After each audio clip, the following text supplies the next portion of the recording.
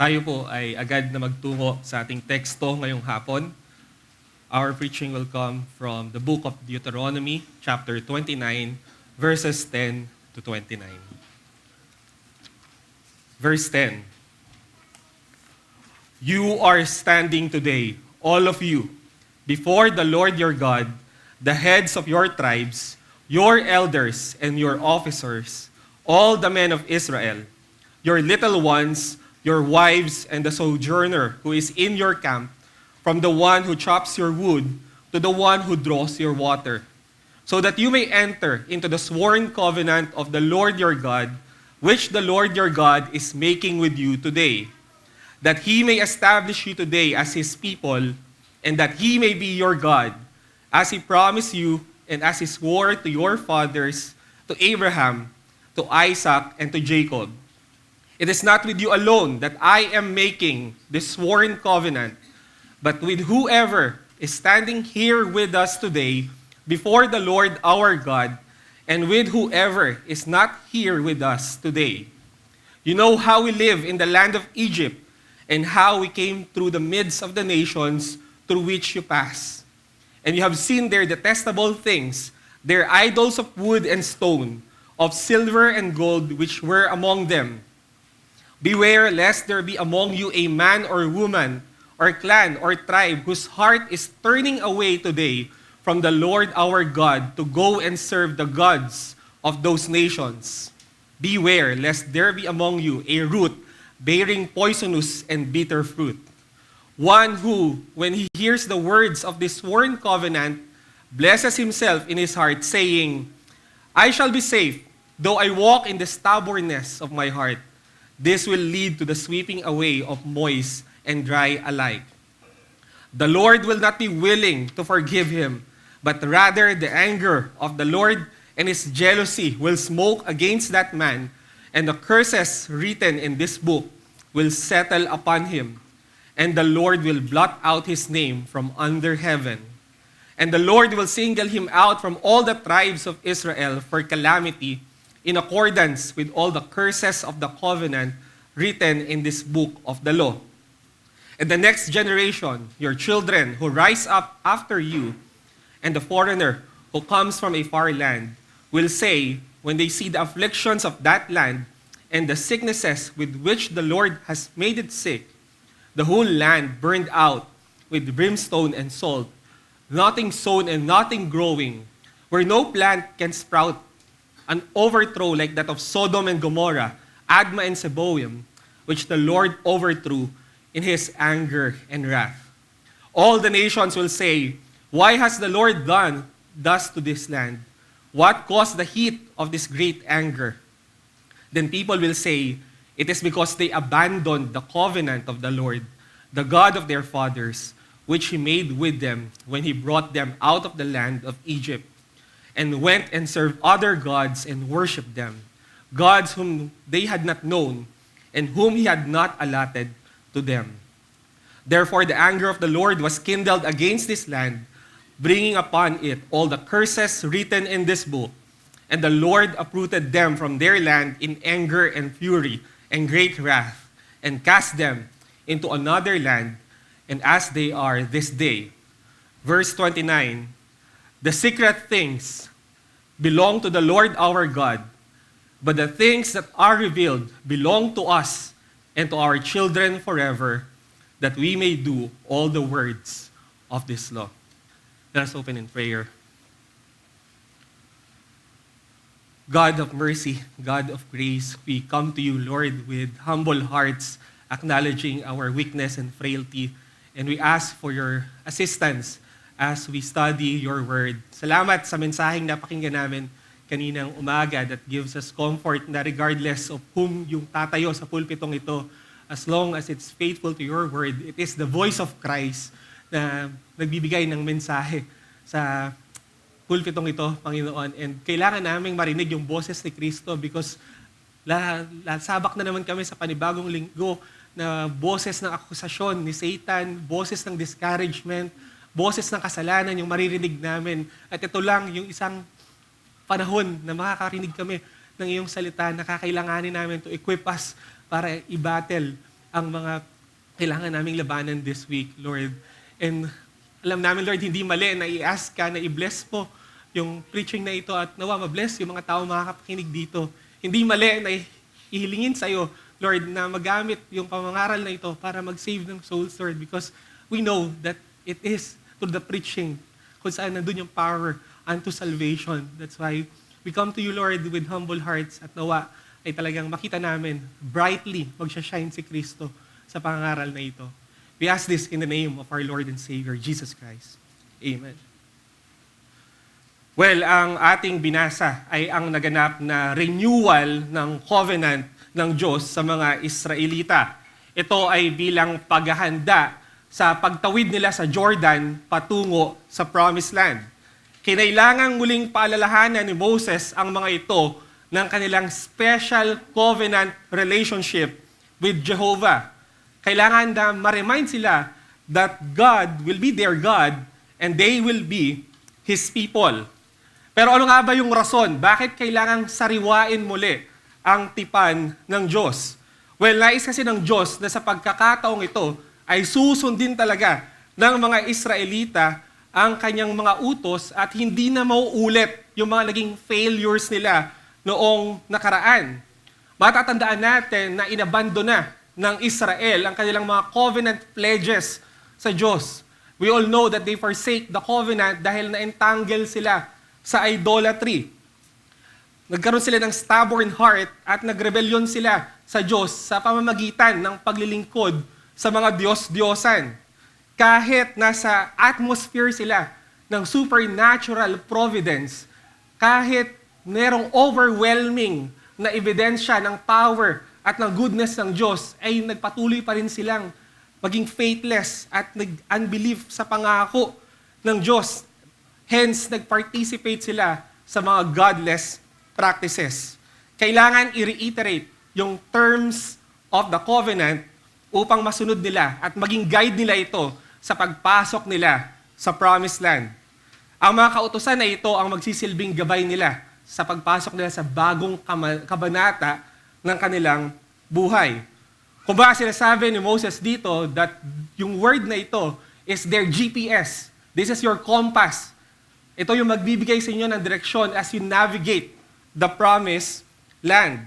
At bukod dito, ayon pa sa kanya, may kaakibat daw na gantimpala ang mga susunod sa salita ng Diyos. At gaya ng nabasa natin, meron namang seryosong babala, mga sumpa, mga curses at parusa sa mga tatalikod dito. Pinapakita sa atin ni Moses dito na God is faithful to bless the obedience at ganoon din ay faithful din siya na ibigay yung consequences ng disobedience sa mga taong tatalikod sa kanyang tipan. Makikita natin dito na yung pagkakaroon pala ng covenant privilege does not eliminate yung responsibility ng mga tao to obey His commands. If God is your God, and if you are His people, hindi ito excuse para hindi mo siya sundin yung kanyang mga kautusan. But ito dapat yung mag-increase ng responsibilidad at ng resolve sa atin to remain faithful to our God. Binibigyang bigat dito yung kanilang pagsunod kahit hindi nila alam ang lahat ng pwedeng mangyari sa pagpasok nila sa lupang ipinangako. Dahil ang obedience daw sa covenant ng Diyos, ito daw yung nagpapatunay. Ito yung konkretong ebidensya that they have the commitment this time sa tipan ng Panginoon. Ang sinasabi dito ay kung sino man yung nakikipagtipanan sa Kanya, sino man yung inangkin bilang mga tao ng Diyos at umaangkin sa Kanya bilang kanilang Diyos, ay kailangang unahin, kailangang bigyan ng bigat at halaga yung pagsunod sa Kanya.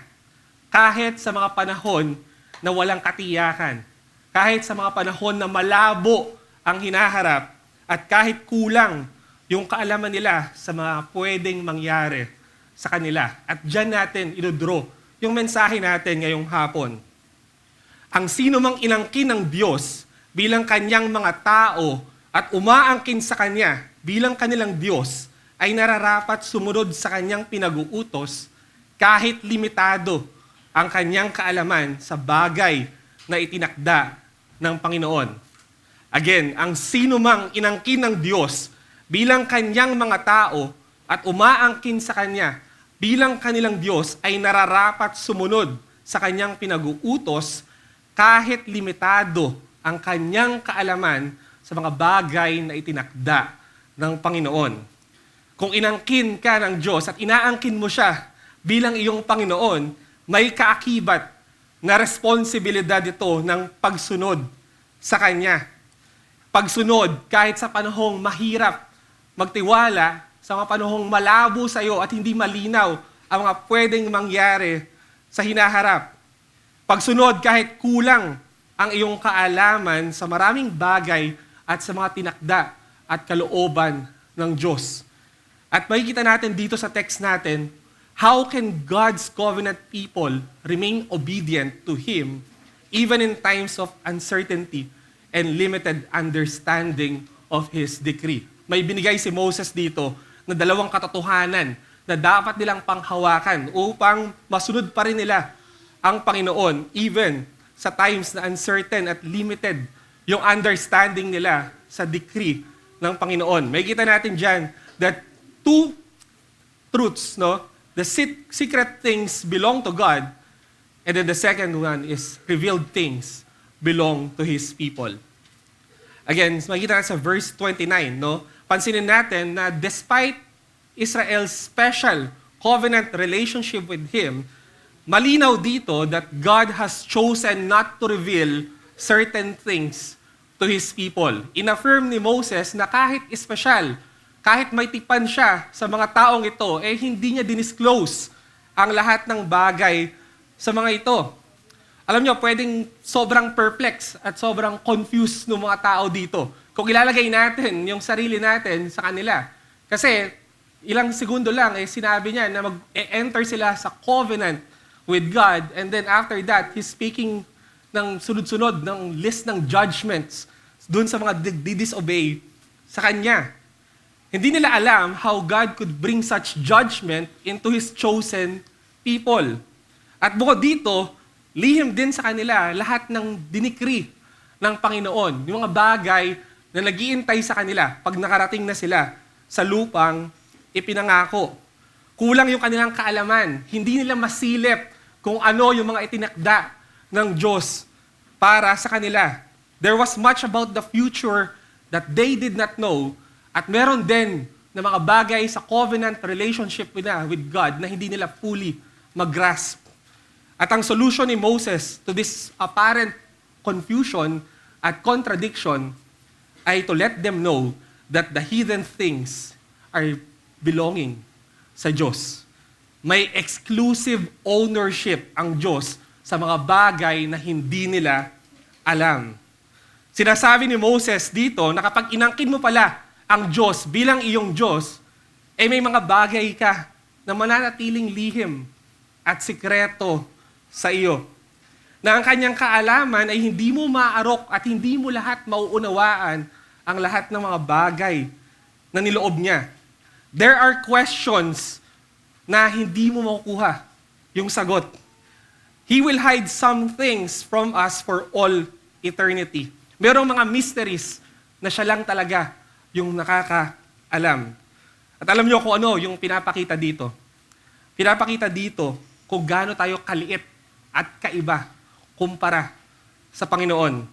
Pinapakita dito that we are finite and we cannot fully comprehend lahat ng kanyang works at mysteries. That our minds are so small compared sa isang omniscient, sa isang all-knowing, mysterious God of the universe. At ang kaalaman ng Diyos sa mga lihim at sikretong mga bagay ay yung nagpapanatili ng distinction between the Creator and the creature.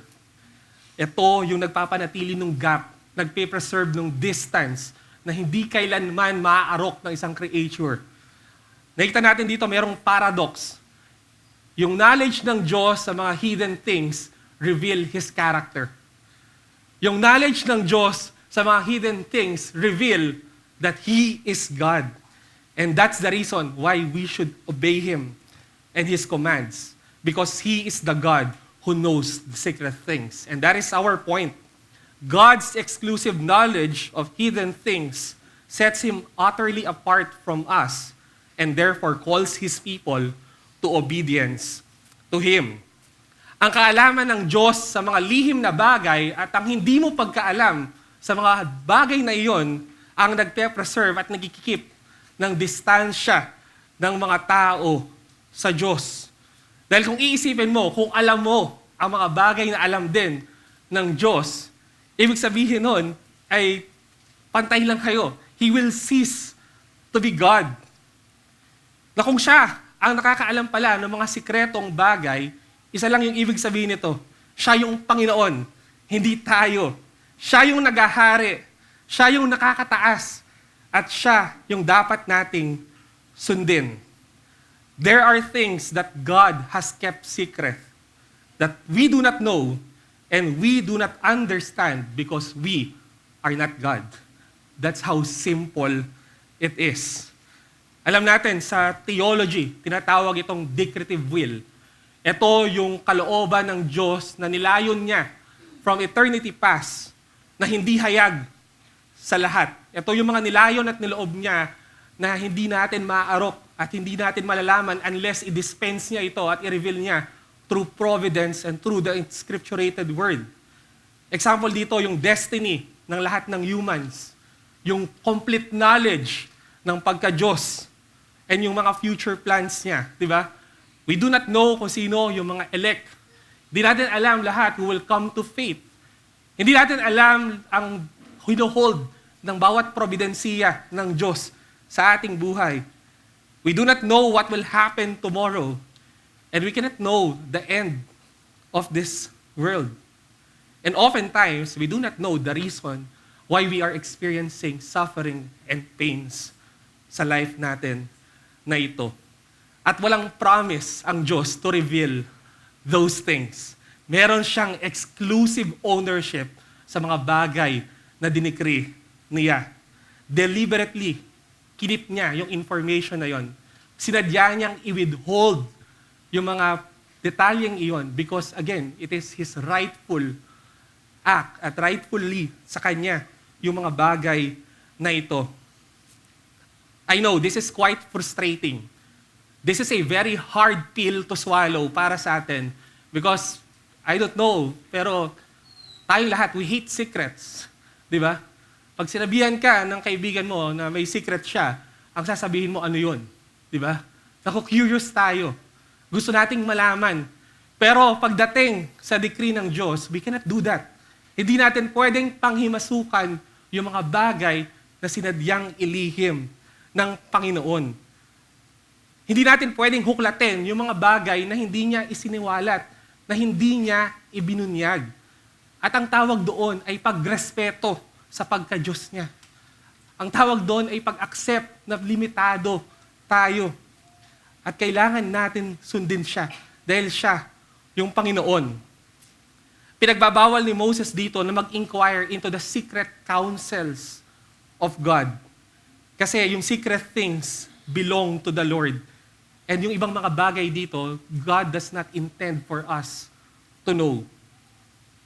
Merong mga bagay na even how hard na ipag-pray natin, even how hard na i-study natin, ay hindi talaga natin malalaman sa lifetime na ito at maging sa eternity.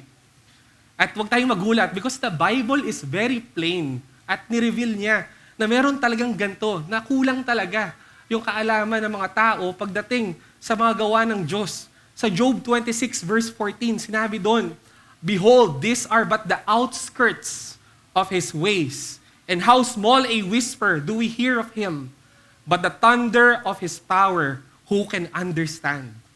Isaiah 55, "For my thoughts are not your thoughts, neither are your ways my ways, declares the Lord. For as the heavens are higher than the earth, so are my ways higher than your ways, and my thoughts than your thoughts."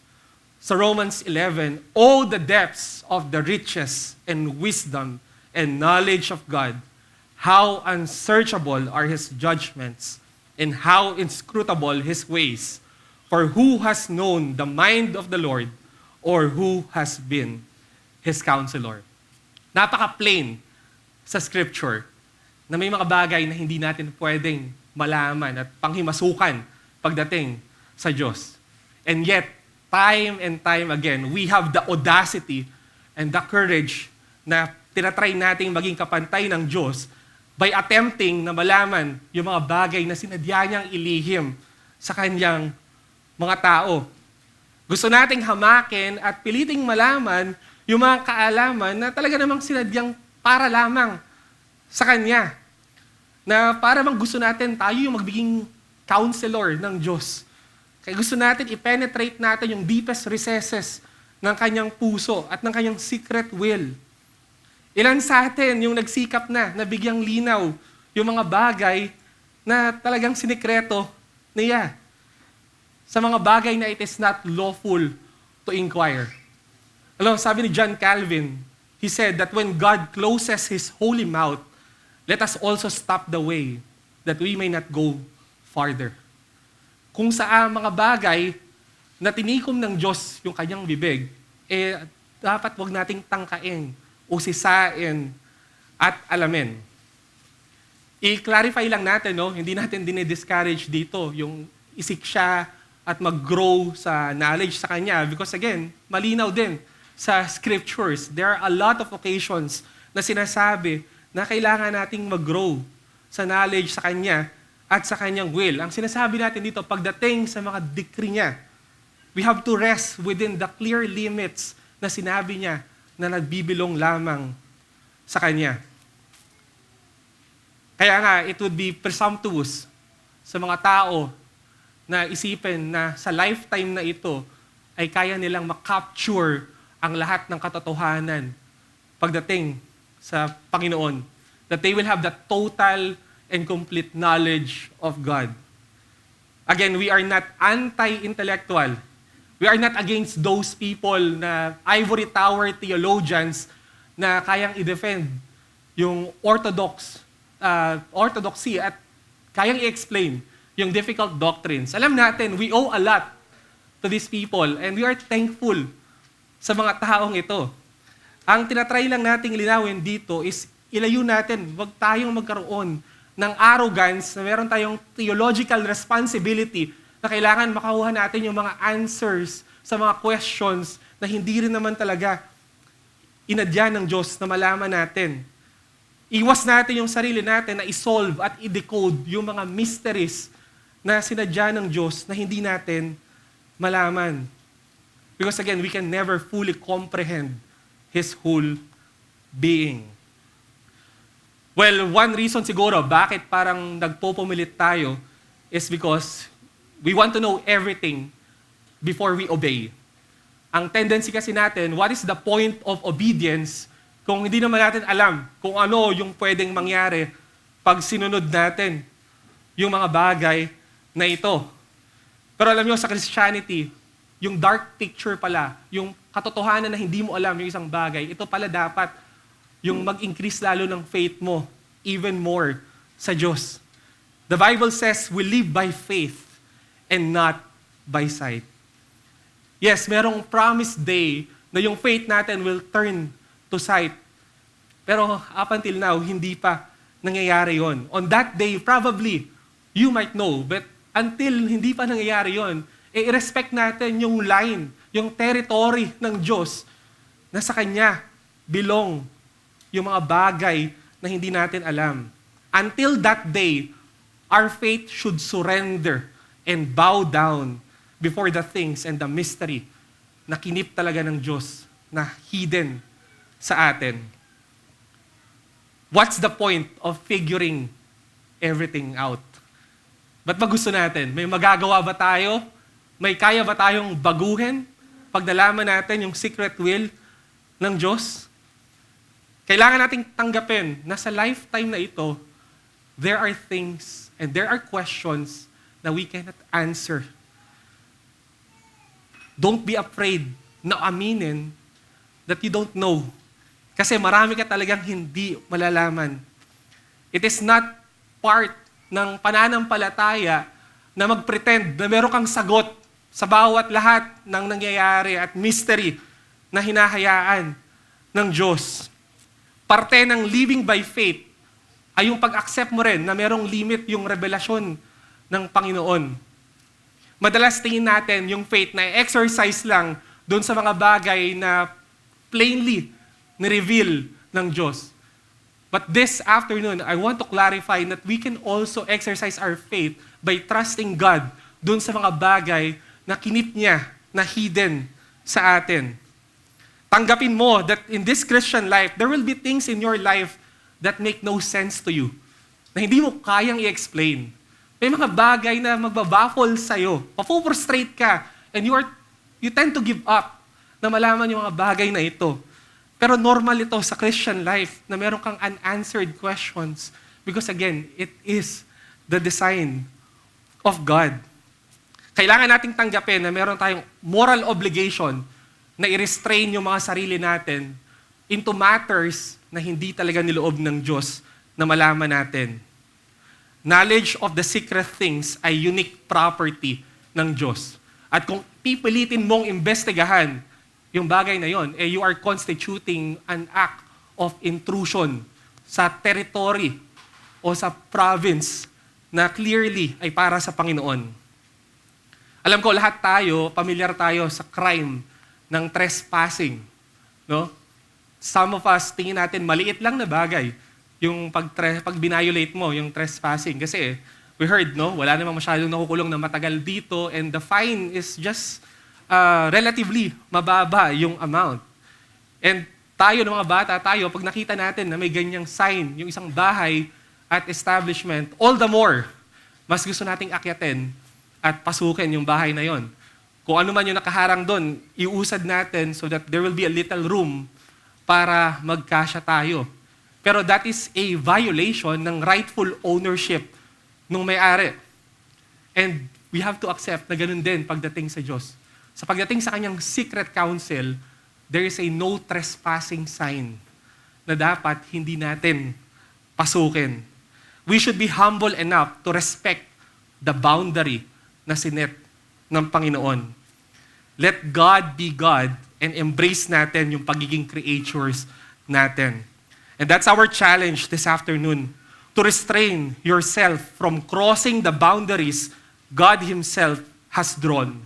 No trespassing into the hidden things in your life, He clearly marked as His own.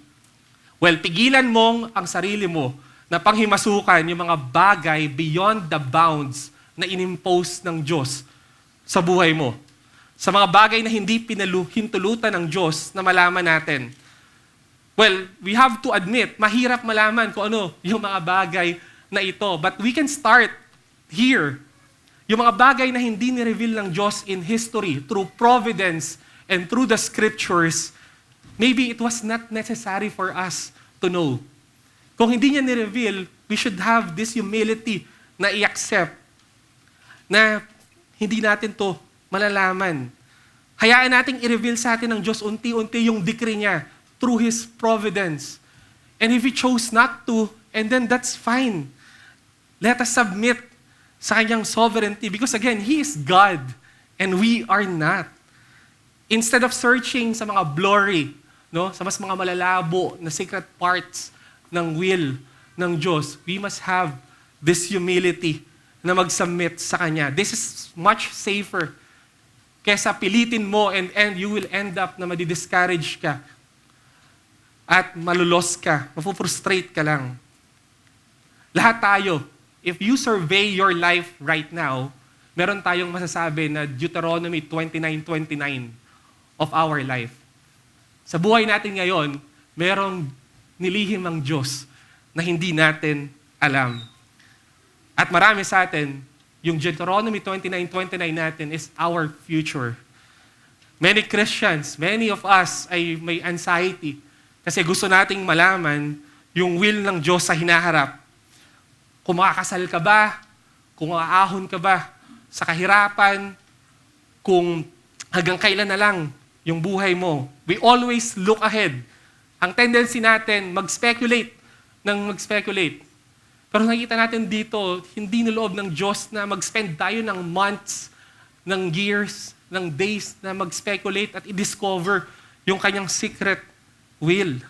There's so much more sa life na ito na hinayaan niyang undisclosed, na hidden sa view natin. Because again, it is part of His sovereign will.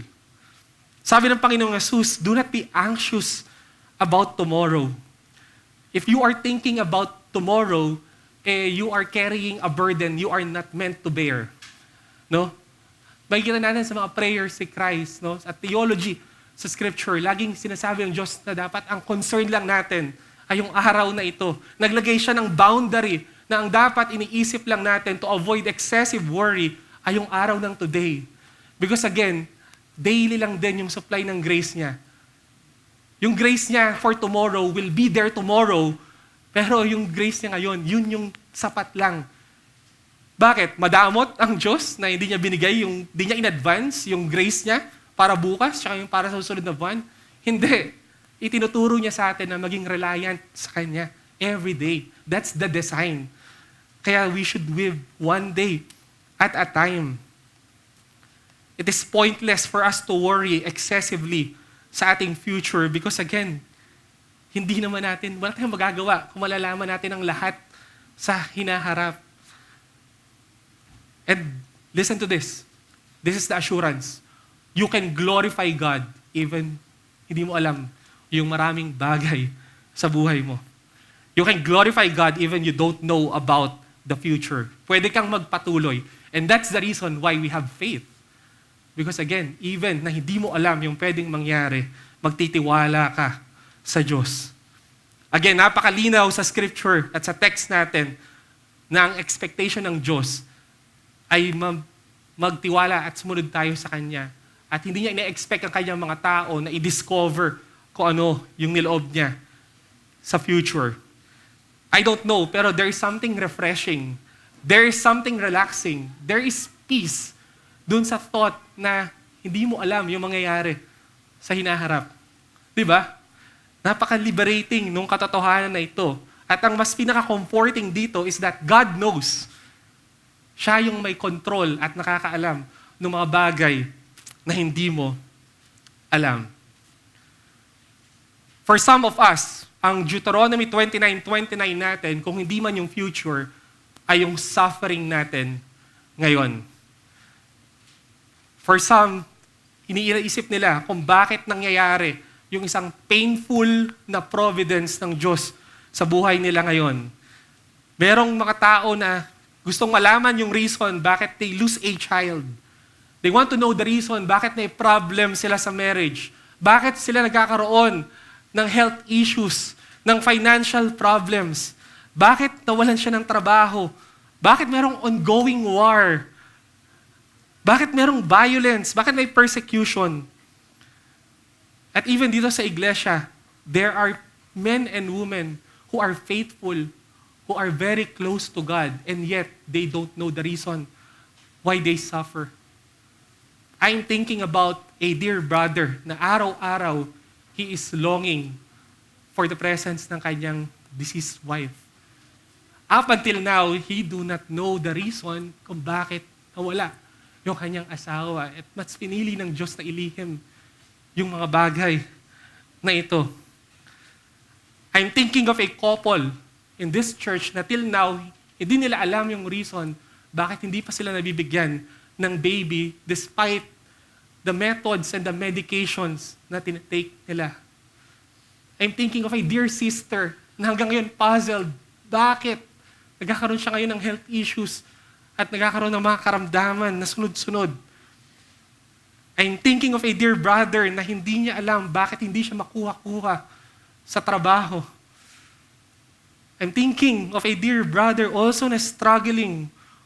Hindi niya alam yung reason why paulit-ulit na lang na-entangle siya sa parehong kasalanan. Yung mga pinaka-hate pa niyang sins. I know of a dear sister na secret sa kanya kung bakit yung parents niya ay may sakit ngayon. And the reason why is one of the secret things that we should respect And again, this is a territory of God. But the good thing is, He promised to work even the most difficult na mga circumstances for our good. Alam nyo, madalas, pareho ang sinasabi ng Diyos sa atin. Katulad ng sinabi niya kay Peter sa John 13 verse 7. You do not realize now what I am doing, but later, you will understand.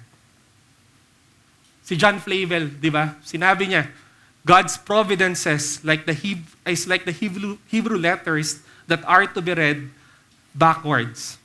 No? Maiintindihan mo na lang kapag nakalipas na, pag na-dispense na ng Diyos yung kanyang providensiya.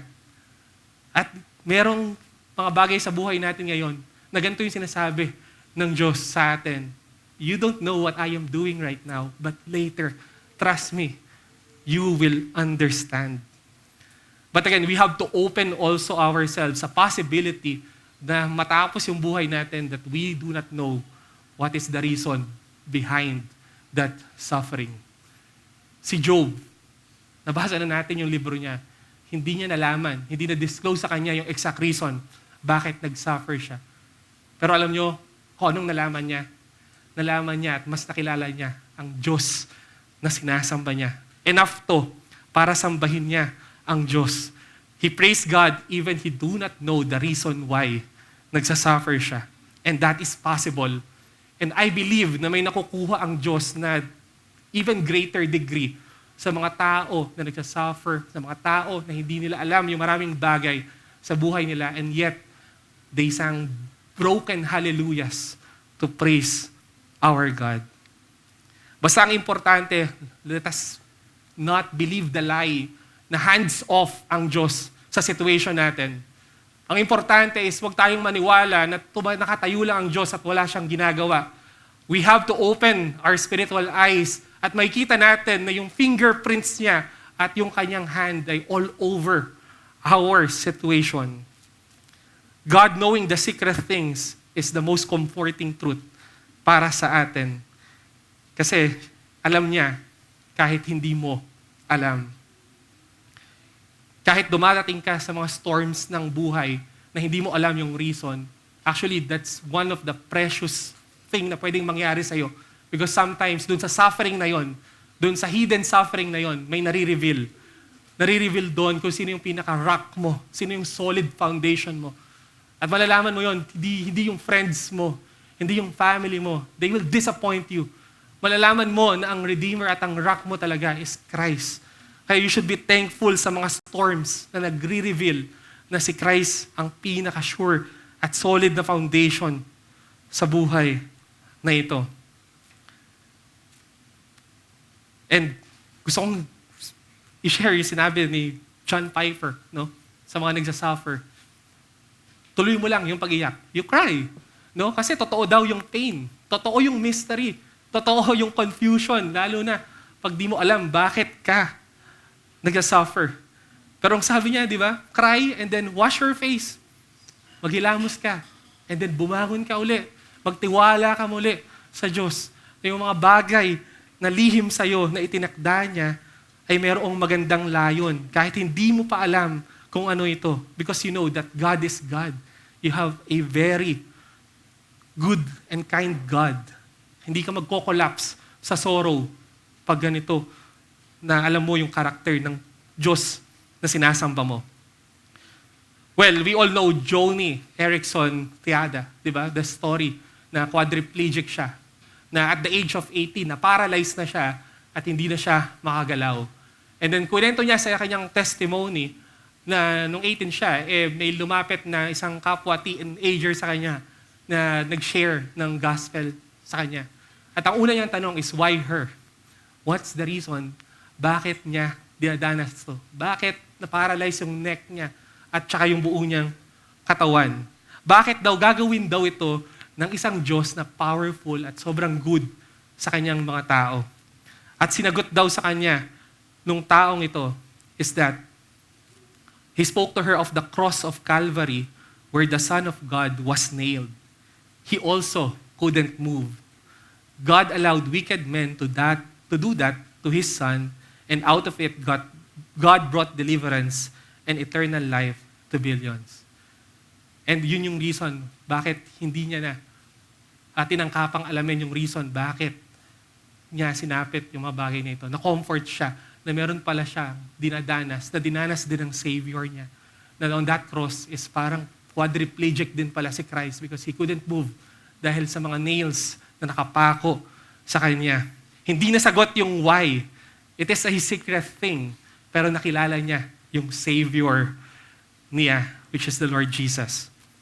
Kung meron ng secret thing that should baffle our minds right now, it is our election. Up until now, it should be a mystery sa bawat isa sa atin ang reason bakit tayo ang naligtas at bakit hindi yung iba. Bakit nilampasan ng Diyos yung mga tao na mayroong may good moral compass which is better than us sa lahat ng aspeto, and yet tayo, the worst of men, ang maliligtas.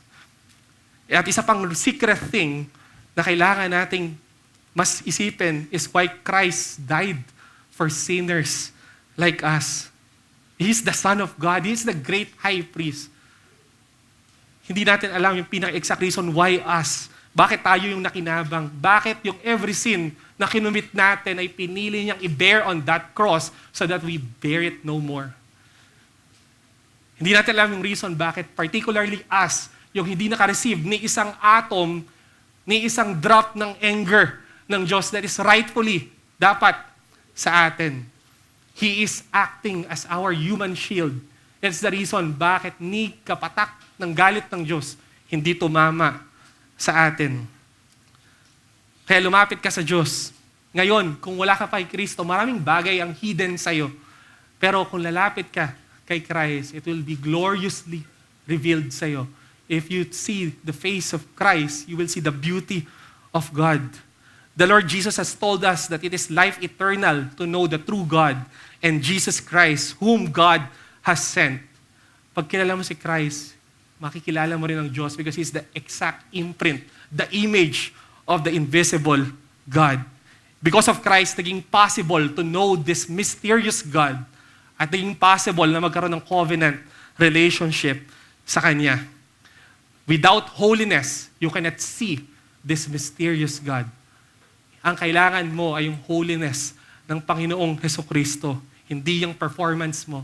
Because again, it is just a filthy rag sa harap ng Panginoon. Huwag kang maging concerned sa mga bagay na hidden. What is revealed right now is you have to come to Christ and repent of your sins. What is revealed is that today, if you hear His voice, harden not your heart at manimpalataya ka sa Kanya. Today might be the day.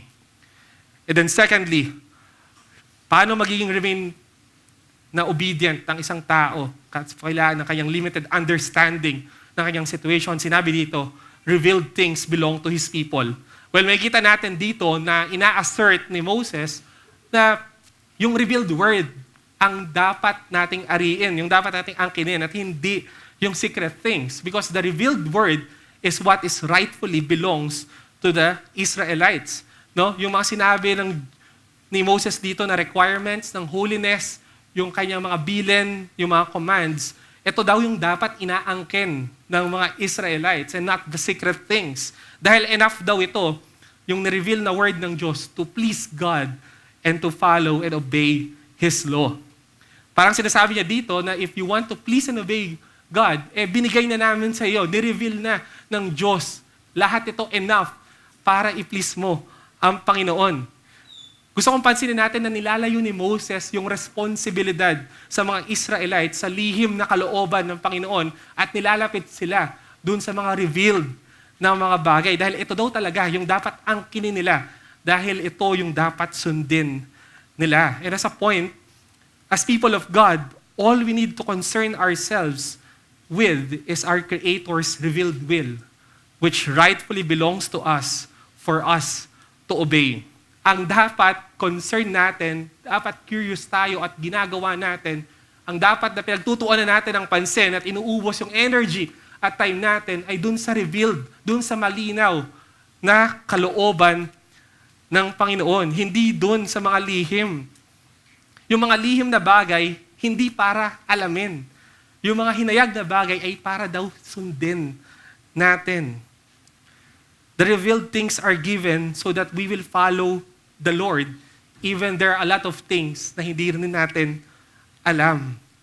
Hindi natin kailangang makakita ng sulat sa langit para malaman kung ano yung kalooban ng Diyos. We are so blessed. We have this advantage sa New Covenant. We have the Word.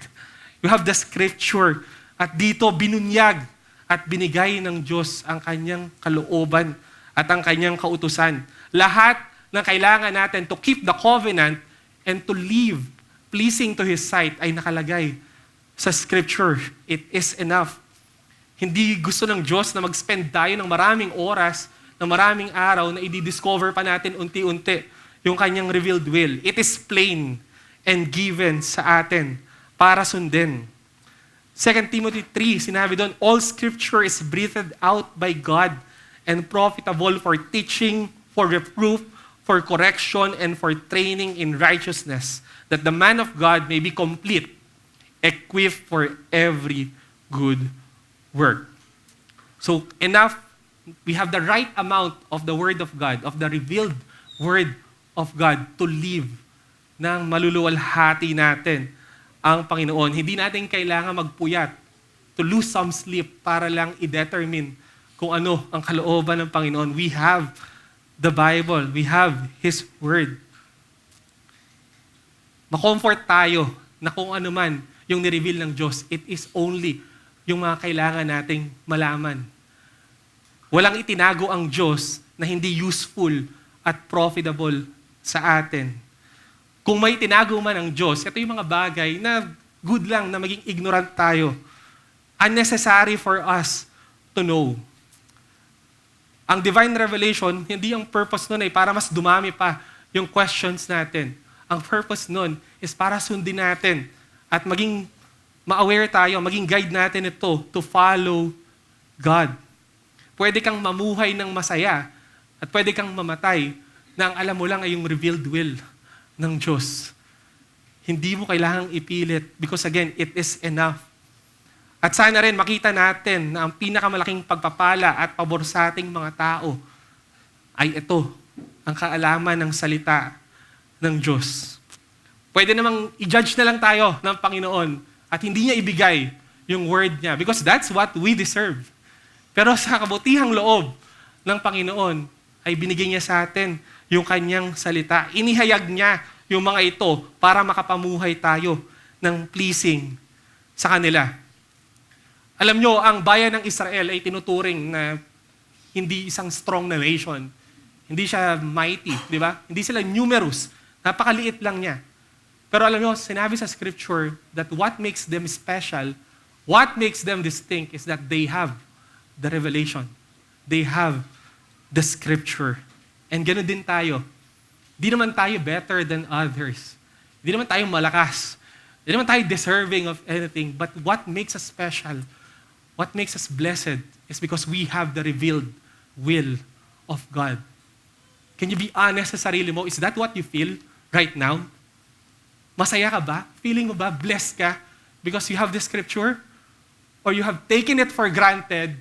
Na katulad ng sinabi kanina, no? Na di na lang tayo nakikinig sa mga preaching at katantamount yon that we are rejecting the message.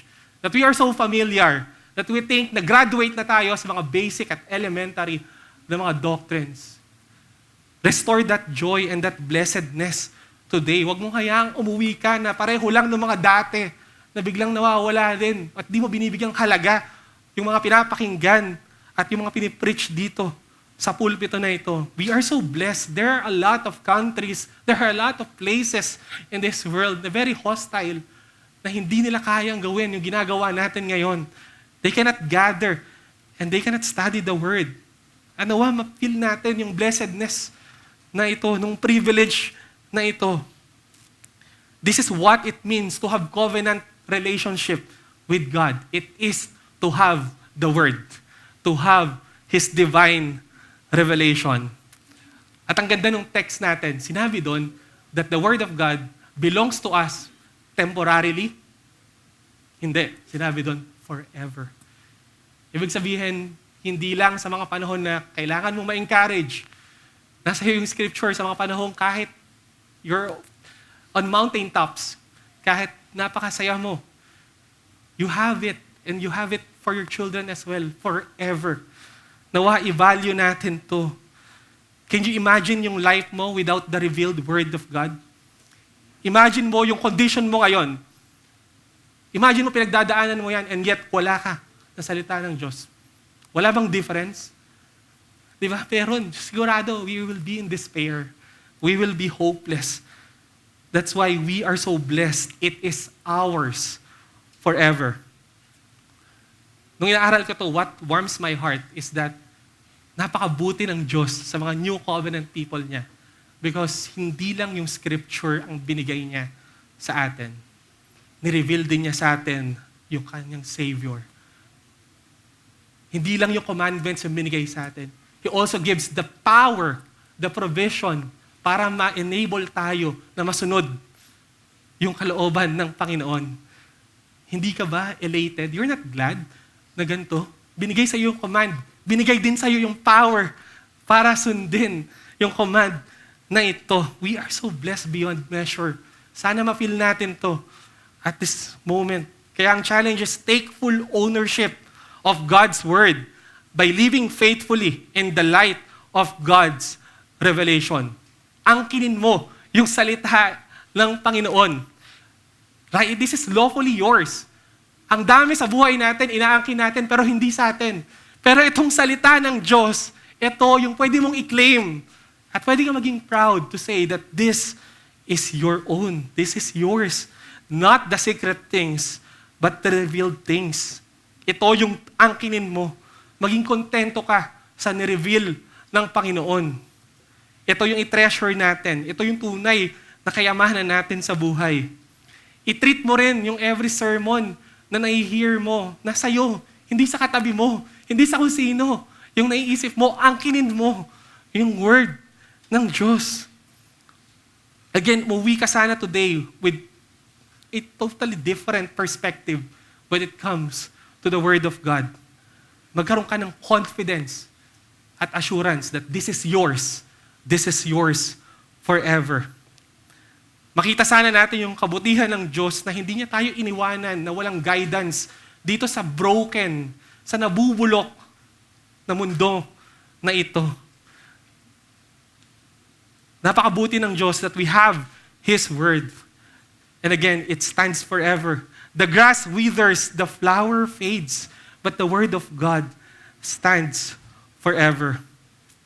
Well, ask yourself, gaano ka thankful ngayon sa Panginoon because of His Word? Kailan ka huling nagpasalamat sa Diyos na ang laman ng prayer mo ay hindi mga material blessings, hindi puro request, but just gladness and thankfulness na merong kang salita ng Panginoon. Let us be thankful for God's Word.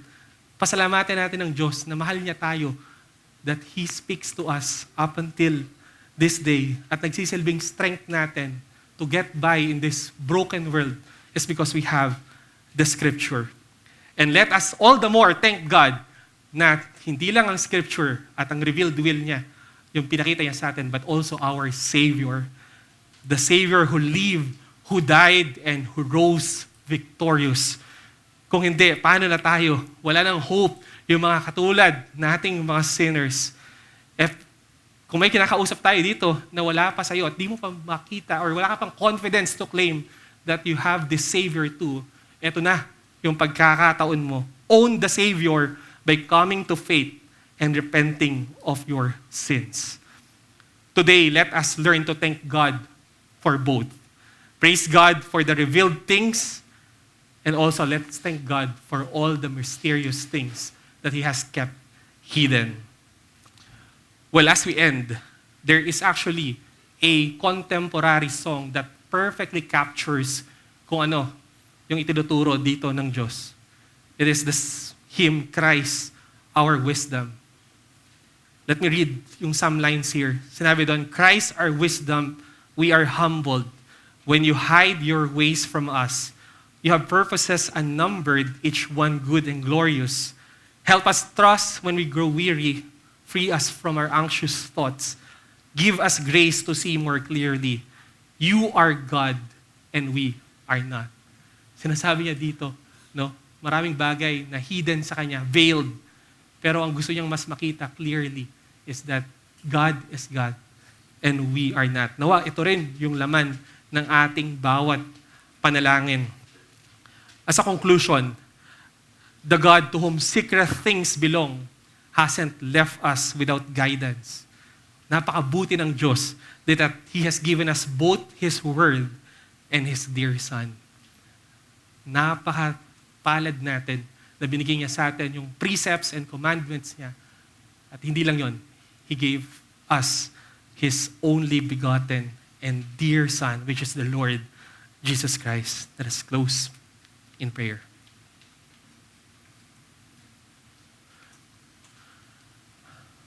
Our mysterious God, thank you for your divine revelation this afternoon. Thank you, Lord, for humbling us, Panginoon, at nakita namin that you are God and we are not.